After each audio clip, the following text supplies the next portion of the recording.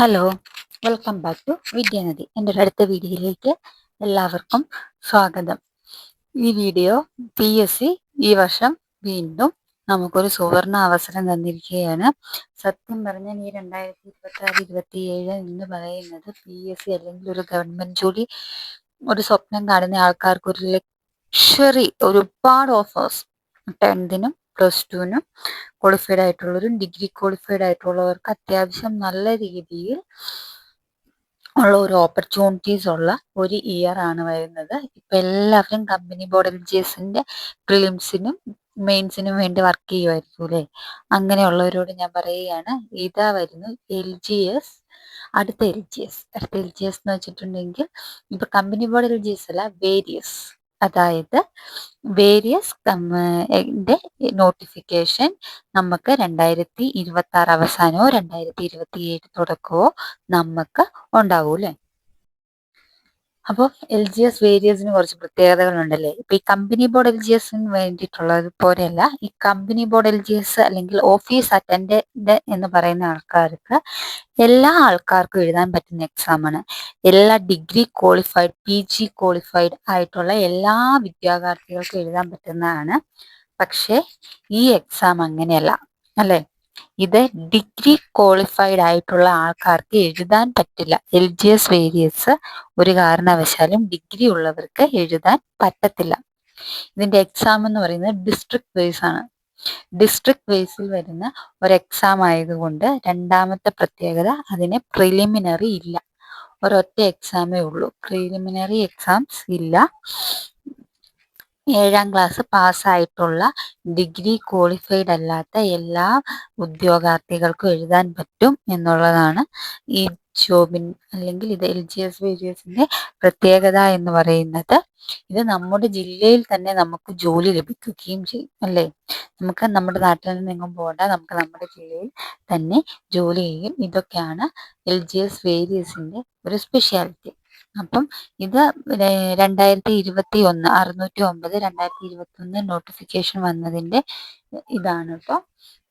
അപ്പം ഇതിൻ്റെ അകത്ത് പറയുന്നത് name of form various government on companies corporations board ഒക്കെ ആയിട്ടുള്ളവർക്കാണ് ജോലി കിട്ടുന്നത്.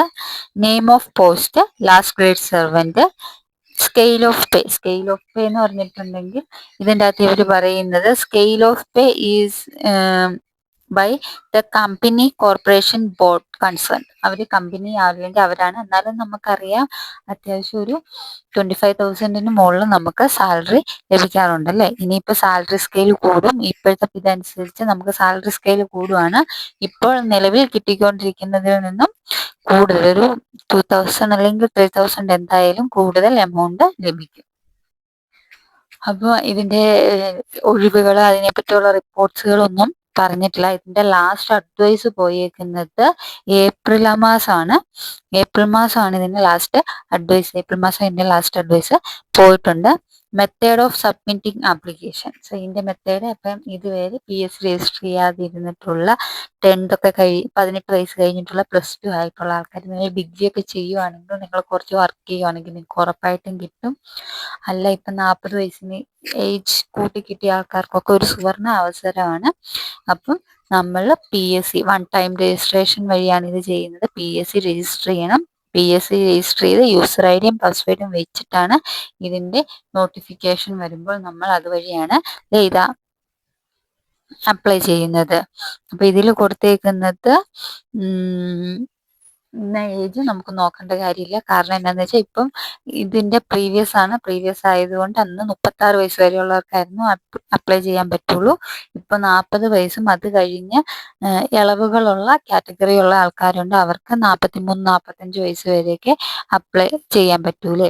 ഇതിന്റെ മെത്തേഡ് എന്ന് പറയുന്നത് ഡയറക്റ്റ് റിക്രൂട്ട്മെന്റ് ആണ്. അപ്പൊ ഇതിൽ ഏജ് കൊടുത്തിരിക്കുന്നത് 18 to 36 അതിൽ വ്യത്യാസം ഉണ്ടല്ലേ. ഇത് ഞാനിപ്പോ ഓൾറെഡി ഞാൻ പറഞ്ഞു 18 to 40. അതിന്റെ പിന്നെ നമുക്ക് ഇളവുള്ള ആൾക്കാർക്ക് 43-45 വയസ്സ് ആണ്. ഇതിൽ വ്യക്തമായിട്ട് എഴുതിയിട്ടുണ്ട്, ക്വാളിഫിക്കേഷനിൽ 7th പാസ്സായിട്ട് ഡിഗ്രി ക്വാളിഫൈഡ് ആയിരിക്കരുത്. നിങ്ങൾ ഒരു ഡിഗ്രി ക്വാളിഫൈഡ് പേഴ്സൺ ആയിരിക്കരുത് എന്നവര് വ്യക്തമായിട്ട് പറയുന്നുണ്ട് അല്ലേ. പിന്നെ പറഞ്ഞിട്ടുള്ളത് നമുക്ക് PSC എഴുതുന്ന PSCയുടെ റൂൾസ് ആൻഡ് റെഗുലേഷൻസ് ആണ്. KPSC rules of procedure. അതിനനുസരിച്ച് അപ്പം നമ്മൾ പരീക്ഷ എഴുതാൻ ചെന്ന് കഴിയുമ്പോൾ ID പ്രൂഫും നമ്മുടെ കയ്യിൽ പേനയും ID പ്രൂഫും മാത്രമേ പാടുള്ളൂ. ഇപ്പോഴത്തെ ഇതിൽ നമുക്ക്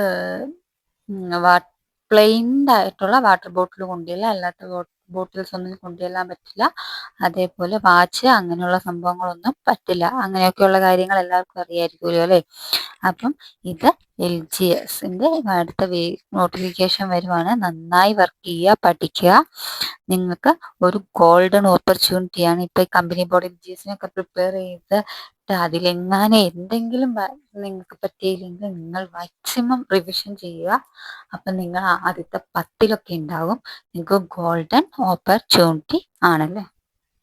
അപ്പം നമുക്ക് അടുത്ത വീഡിയോ ആയിട്ട് കാണാം. Thank you. ഇങ്ങനെയുള്ള ആവശ്യമുള്ള ആൾക്കാർ, ക്ലാസ്സുകൾ ആവശ്യമുള്ള ആൾക്കാരൊക്കെ ഉണ്ടെങ്കിൽ എന്നെ സബ്സ്ക്രൈബ് ചെയ്യൂ. എന്നോട് എല്ലാവരും പറഞ്ഞിരുന്നു ക്ലാസ് സ്റ്റാർട്ട് ചെയ്യുമോ എന്ന് കുറേ പേര് ചോദിച്ചിരുന്നു. ഞാൻ ക്ലാസ് സ്റ്റാർട്ട് ചെയ്യാൻ പോവുകയാണ്. ഇനിയിപ്പം നോട്ടുകൾ തയ്യാറായി. ആദ്യം OAയ്ക്കും LDCക്കും ഉള്ള കുറച്ച് നോട്ട്സ് ഇടും, പിന്നെ LGSന് അങ്ങനെ മാറി മാറി ഞാൻ ഇടുന്നതാണ്. അപ്പോൾ അടുത്ത വീഡിയോ ആയിട്ട് കാണാം.